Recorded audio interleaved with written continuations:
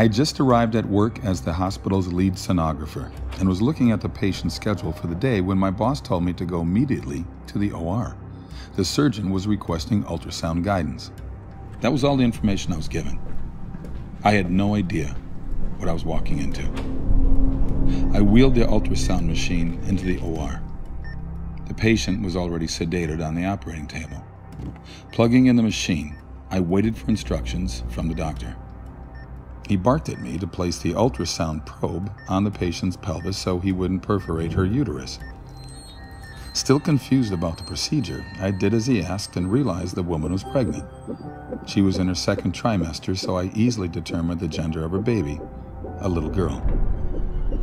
Stunned, I watched the doctor thrust a catheter into the amniotic sac. The fetus dodged the catheter and tried to hide in the top of her mother's uterus to get away. In horror, I watched as he inserted a forceps clamp and grabbed her tiny leg. She writhed around in pain, trying to break free, but there was nowhere for her to go. Then the doctor pulled hard until her leg ripped away from her body. She recoiled and violently twisted around in pain and curled herself into a tight ball.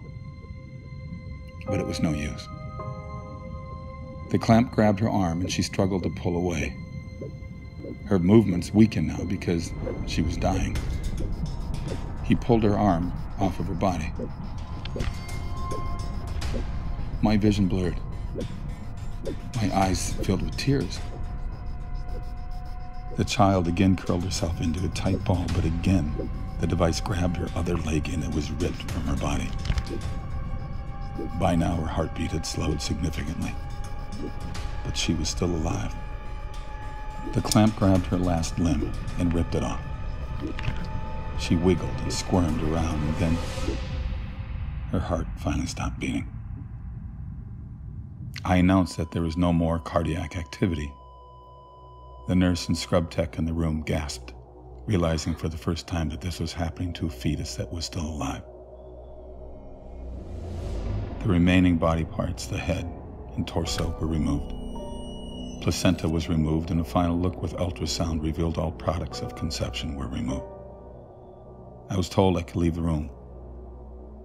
Up until that moment, I had been frozen. I silently removed the ultrasound machine from the operating room, went directly to the locker room, and threw up. I quit my job at that hospital shortly after.